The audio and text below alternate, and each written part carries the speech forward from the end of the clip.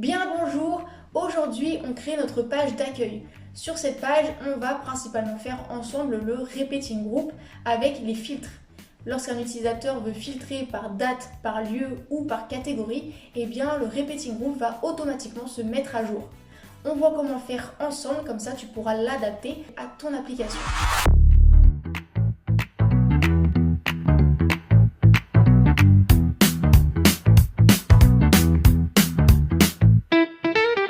Pour la page d'accueil de mon application, j'ai créé toute la page et il nous reste que le repeating group à faire ensemble.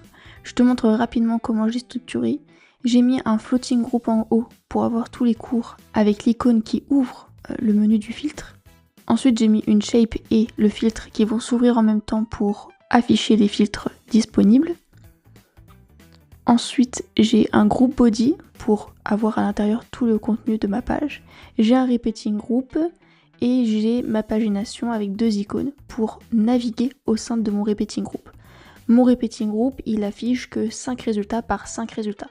J'ai mis que 5 rows, donc 5 lignes, et une seule colonne. Donc j'ai 5 cellules qui s'affichent les unes en dessous des autres. Ce que je veux afficher dans mon repeating group, ce sont des cours, et pour trouver les cours, j'ai mis un do a search sur les cours. J'ai pas mis de contrainte, j'ai rien mis, j'ai juste fait ça, et on va faire le reste ensemble. Ce qu'il faut comprendre, c'est qu'un repeating group, il y a plein de cellules qui correspondent chacune à une entrée.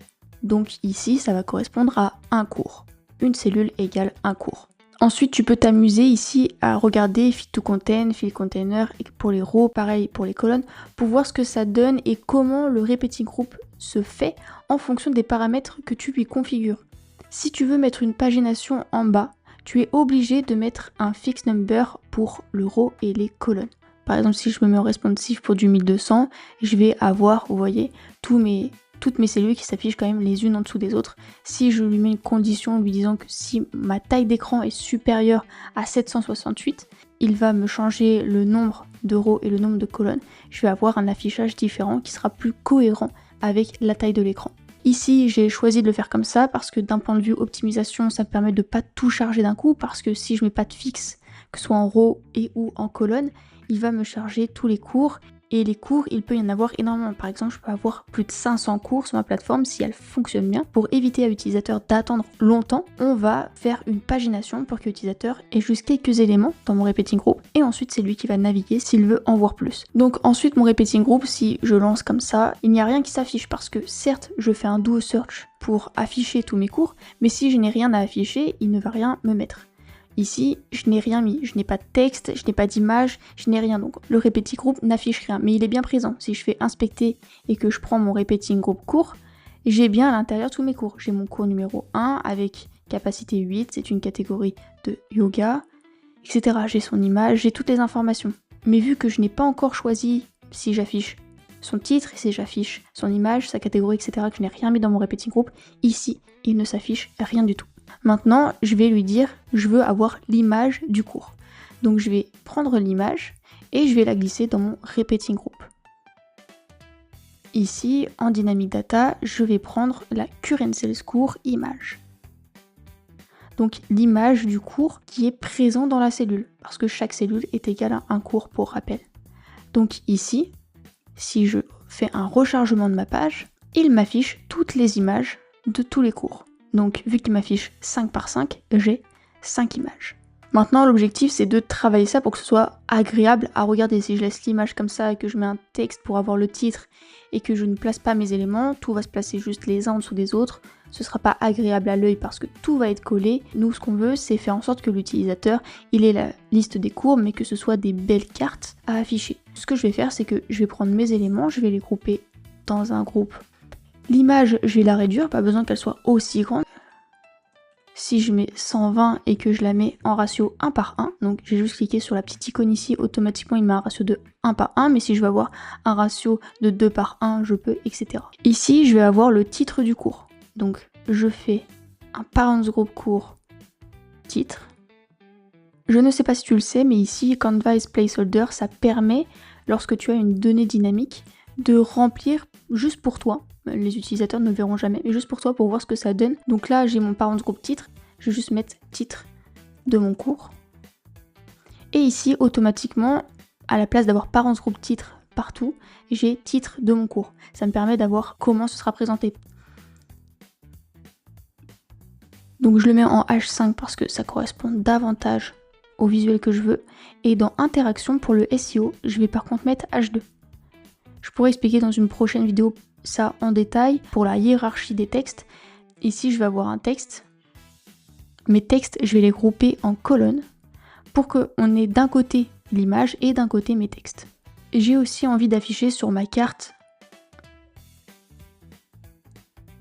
la date de mon cours et je vais la formater pour que ce soit correct parce que nous on est en France et je vais développer l'application uniquement pour la France. Donc je vais customiser le format et je vais mettre DD. DD c'est pour le jour, donc si on est le 19 ce sera 19, etc. 4M pour le mois pour qu'il soit écrit en entier, donc si on est en juillet ce sera marqué juillet en entier. Et ensuite la date et ensuite l'année qui est YYYY. Ensuite je note le A pour marquer l'heure ensuite. Pour les heures c'est 2H, je mets 2 points. Et ensuite pour les minutes c'est 2M. Je valide et on voit que ici automatiquement il m'a mis le format de la date. Il m'a mis 21 juillet 2026 à 16h23. Et là on voit que ce texte fait 3 lignes alors qu'en réalité il prendra moins de place. Si je note 21 juillet 2026, 10h. Donc là c'est beaucoup plus réaliste par rapport à ce que je vais avoir par la suite. Ensuite j'ai envie d'afficher le lieu du cours. Donc je vais prendre le lieu et je peux mettre soit l'adresse, je peux mettre un lien Google Maps, un lien Apple Maps. Je peux prendre aussi la distance par rapport au current user, etc. Moi je vais juste noter l'adresse. Je note n'importe quoi. Je sais même pas si cette adresse existe, mais c'est pas grave. C'est juste pour avoir un exemple. Et ensuite je veux la catégorie du cours. Donc je vais prendre sa catégorie et je vais prendre son display. Donc là par exemple yoga aérien. Et là j'ai ma carte avec toutes les informations que je veux. Si je fais un rechargement de ma page, je vais avoir toutes les informations. Où j'ai l'image, cours de yoga, la date, le lieu et la catégorie. Maintenant que j'ai les informations, il faut que je les place correctement pour que ce soit agréable à l'œil. Pour ça, avec un gap de 16, je vais avoir un padding à l'intérieur de 8. Je peux lui mettre un background en primary 10. Pour mon repeating group, afin d'avoir des espaces entre chaque élément, je vais mettre un séparateur de 24, mais je ne l'ai pas en rouge, bien sûr. Je l'ai en blanc parce que c'est la couleur du fond de mon application. Je vais mettre 8 ici en radius. Et pour l'image, je vais mettre 4. C'est déjà 4. Parfait. Donc déjà, ça va être un peu plus aéré, voilà. Ici, c'est tout serré. Donc le groupe, on peut lui mettre un gap de 8 et ça va séparer les choses. En fonction de toi, ce que tu vas afficher et de comment tu veux l'afficher, ça va se trouver autrement. Mais en tout cas, ça fonctionne de la même manière que tous les groupes. Donc par rapport au repeating group et au design à l'intérieur, c'est tout bon. Maintenant, on va voir la pagination d'un repeating group. Donc j'ai juste placé 2 icônes dans un groupe. L'icône qui permet d'aller en arrière, je vais lui ajouter un workflow et ce workflow c'est Show Previous Page of a Repeating Group. Et là on sélectionne le repeating group qui est concerné, moi j'en ai qu'un seul donc c'est forcément lui. Et on va faire pareil pour la flèche d'après, mais au lieu d'avoir Show Previous, ce sera Show Next. Show Next Page of a Repeating Group. Ensuite, je peux mettre une condition qui dit que quand le repeating group est déjà sur la première page, cette flèche, eh bien, elle ne sera pas cliquable. Donc, when je prends le repeating group qui est concerné, et là, j'ai is on the first page. Is yes. Et donc là, je dis quand on est sur la première page du repeating group, alors cette icône n'est pas cliquable et je vais lui changer sa couleur pour lui mettre une couleur grise pour montrer visuellement à l'utilisateur que ce n'est pas cliquable. Je peux copier cette condition, la coller pour l'autre icône et dire que quand on est sur la dernière page du repeating group, alors c'est cette icône-là qui n'est pas cliquable et visuellement elle sera grise. Si je recharge, ici je suis sur la première page donc je ne peux pas aller en arrière et mon icône est grise. Par contre, je peux cliquer sur la suivante. Si je clique dessus, j'ai bien la page d'après et je suis à la dernière page de mon repeating group, donc mon icône est devenue grise, tandis que l'autre est redevenu cliquable et bleu. Je peux cliquer dessus et je reviens à ma première page. Donc pour la pagination, on est tout bon. Donc maintenant, on va faire le filtre. Donc pour le filtre, quand on clique sur cette icône, ça doit afficher le filtre, le floating group du filtre. Donc je vais ajouter un workflow pour show an element et je show mon floating group filtre. Ce que je vais faire aussi, c'est que je vais dire à ce floating group shape que quand le floating group filtre est visible, alors ce floating group doit aussi être visible. Donc ça se passe en condition. Je lui dis que quand le floating group filtre est visible, alors cet élément est aussi visible. Donc ce que ça donne, je clique sur le filtre et automatiquement il me met en arrière-plan la shape et il me met le floating group du filtre. Ensuite ici pour le filtre, quand la personne clique sur la croix, ça doit fermer le filtre. Donc je vais lui mettre une interaction, un workflow pour hide l'élément. Le floating group filtre. Automatiquement ça va enlever la shape derrière puisque elle est visible que quand le filtre est visible. Donc si le filtre n'est plus visible, la shape derrière ne l'est plus non plus. Ensuite pour la catégorie, ici, la personne peut choisir une catégorie, c'est une valeur dynamique et c'est un OS catégorie avec toutes les catégories et en option caption, on met le display. Pour la date, c'est un date time picker. Donc là, on a le format de la date qui est le jour, le mois et l'année. On commence la semaine au lundi. Et la date la plus petite que l'utilisateur peut mettre, c'est la current date and time. Parce qu'on ne peut pas réserver un cours qui est déjà passé. Ça n'aurait aucun sens. Et ensuite, pour le lieu, j'ai mis une search box pour la ville. Comme ça, en choix, j'ai Geographic Place et j'ai mis qu'il fallait avoir des résultats qui étaient proches de l'utilisateur actuel. Et ensuite, il y a valider. Valider, ça va cacher le floating group du filtre et ça va trier les éléments qu'il y a dans la liste des cours, dans le repeating group. Donc on va utiliser les custom state pour enregistrer les valeurs si elle décide de les enregistrer et si elle fait la croix, ça ne va pas enregistrer les custom state. On va faire 3 custom state pour chaque filtre. Bien sûr, si j'avais mis les filtres en haut ici, eh bien je n'aurais pas besoin de faire de custom state, je pourrais directement filtrer mon repeating group avec les éléments qu'il y a au-dessus. Donc je crée mes custom state, un custom state pour la catégorie, donc ce sera un OS catégorie. Valeur par défaut, il n'y en a pas. Ensuite, pour la date, ce sera une date. Et ensuite, pour le lieu, ce sera une géographique adresse. Donc là, j'ai mes 3 custom state, chacun correspondant à un filtre. Quand je fais valider, ça va me changer la valeur des filtres. Donc quand je clique sur valider, ça va me changer le custom state. Donc, pour la date, c'est le date time picker A value. Pour géographique adresse, c'est ma search box. Et pour mon option set catégorie, c'est mon drop-down pour la catégorie.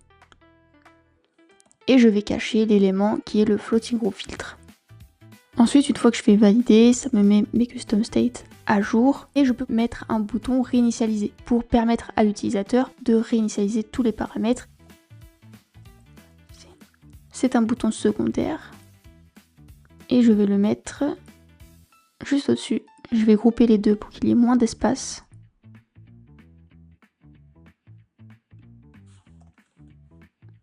Et réinitialiser en workflow. Set state of an element accueil. Je prends tous les fils et je ne mets rien en face. Je réinitialise tout. Et je cache mon filtre. Une fois que ça c'est fait, comment est-ce qu'on gère le repeating group? Comment est-ce qu'on lui ajoute les filtres? Pour ça, on va aller dans la data source de notre repeating group, on va cliquer dessus et on peut lui ajouter des contraintes. Donc nous, on avait une contrainte sur la catégorie. Donc on prend la catégorie et on va prendre la catégorie qui est dans le custom state de notre page. Donc notre page c'est accueil et la catégorie c'est catégorie. Une fois la première contrainte faite, on va faire ignore empty constraint. Ça veut dire que s'il n'y a pas d'OS catégorie pour le custom state sur la page d'accueil, alors on va ignorer cette contrainte et on va afficher toutes les catégories qui existent. Ensuite, pour le lieu, on va ajouter lieu. Et là, c'est un peu différent. L'utilisateur va mettre en général une ville, pas un lieu précis. Donc l'utilisateur, si par exemple il met la ville de Nice, il veut avoir accès à tous les cours qui sont dans Nice et potentiellement ceux qui sont un petit peu à côté. Donc on va prendre la ville et un rayon autour de l'adresse que l'utilisateur aura mis. Donc pour ça on va mettre is within. On va mettre le nombre de kilomètres autour, ça peut être 5, 10, ça peut être que 2 km. Moi je vais mettre 5. Ici on sélectionne l'unité, donc nous ce sera kilomètres. C'est 5 km autour de quoi? Eh bien nous c'est autour du custom state géographique adresse. Et ensuite pour le troisième filtre, c'est la date. Et là la date, il faut savoir que Bubble prend quelque chose en particulier. Quand on lui dit à Bubble de prendre la current date and time, il prend le jour d'aujourd'hui, l'heure, les minutes, les secondes, les centièmes de seconde. Il est ultra précis. Donc si en date, on lui dit que c'est égal à la date que l'utilisateur a sélectionnée, l'utilisateur n'aura pas sélectionné uniquement une journée. Il aura sélectionné une date hyper précise avec des centièmes de seconde. Donc si on dit que la date est égale à cette date hyper précise, il n'y aura jamais aucun résultat. Donc ce qu'on va faire, c'est que on va pas mettre quand elle est égale directement au custom state, à la date qu'il y a dans le custom state. On va plutôt dire que quand la date elle est supérieure ou égale à la date que l'utilisateur veut, on va prendre la date du custom state. Pourquoi on fait ça? Parce qu'en premier lieu, il y aura la date de l'utilisateur. L'utilisateur, imaginons il choisit le 2 août, eh bien il aura tous les cours du 2 août et ceux qui arrivent après. Mais il aura en premier les cours qui correspondent à son jour. Et pour que ce soit d'ailleurs dans le bon ordre, il faut faire sorting ici et sélectionner date. Donc ici, je vais avoir tout qui va être trié par date. Si je refresh ma page, j'ai tout qui se met en fonction de sa date. Le 7 juillet, puis le 28, le 29, le 30, le 1er août. Et si je fais suivant, c'est aussi le 1er août. Et j'ai d'abord 9h et ensuite 10h parce que 10h vient après 9h.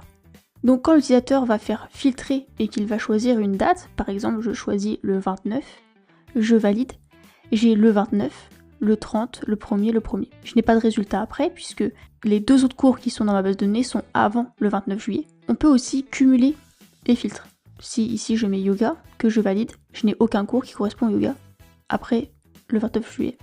Si je mets pilates, par contre là j'en ai deux. J'ai un cours le 30 et un cours le 1er août.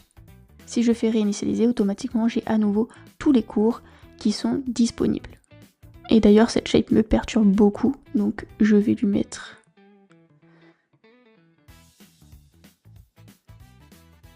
opacité 70 et ici, je sais pas pourquoi, j'avais mis que 10.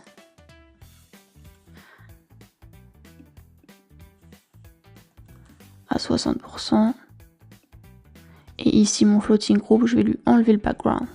Comme ça va me donner un truc qui est un peu plus cohérent. Je fais le filtre et j'ai toujours ma page derrière qui est visible. Je peux choisir mes filtres, réinitialiser, valider, etc. Ensuite, ce qu'il faut faire, c'est que, imaginons, tu choisis des filtres et il n'y a aucun cours qui correspond à ta demande. Il faut que l'utilisateur ait un texte qui lui dise que le repeating group évite qu'il n'y a pas de cours qui correspondent à sa recherche. Sinon, il va se demander pourquoi je n'ai pas de résultat, est-ce que c'est un bug? Il faut bien lui indiquer que ce n'est pas un bug, que c'est bien parce qu'il n'y a pas de cours qui correspondent à sa recherche qu'il a ça. Donc là, je vais mettre un texte. Aucun cours ne correspond à votre recherche. Ce texte, il n'est pas visible quand la page est chargée, par contre, il est visible quand le repeating group est vide. Donc, je vais prendre repeating group cours, la liste des cours first item.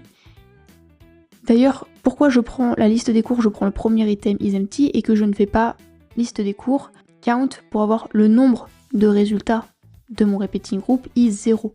Pourquoi je prends le premier item et je regarde pas si le total de mes cours est égal à 0? Parce que si je fais first item, ma recherche va s'arrêter au premier item, il ne va pas chercher plus loin. Sachant que c'est une condition, donc il regarde en permanence si cette condition est vraie ou pas. Alors que si je prends tous les résultats de mon repeating group et que je lui demande de compter combien il y en a à l'intérieur, il va regarder tous mes éléments, toutes mes cellules, au lieu de regarder que le premier item. Donc ça c'est une astuce pour optimiser ton application. Ensuite, on va dire que ce texte il est visible quand le premier item est vide. Il suffit qu'en date, je mette une date qui est relativement loin parce que je sais que j'en ai pas mis. Et là, j'ai aucun cours ne correspond à votre recherche. Et ensuite, je peux mettre un bouton en dessous pour réinitialiser, ce qui réinitialiserait tous les custom states et donc me permettrait d'afficher tous les cours. Ce texte sera aussi valable si la personne arrive sur la page d'accueil et voit qu'il n'y a aucun cours de disponible. Donc à toi de voir si tu veux laisser le même texte pour les deux cas ou si tu veux changer. Et voilà, maintenant tu sais comment créer un repeating group avec des filtres. Tu n'as plus qu'à adapter ça à ton application pour faire un repeating group qui est adapté avec des filtres qui sont adaptés aux besoins de tes utilisateurs. Si tu as des questions, que ce soit sur les repeating groups ou sur n'importe quel autre sujet concernant Bubble, contacte-moi et on verra comment je peux t'aider. Sur ce, je te souhaite une belle journée ou une belle soirée et on se dit à bientôt.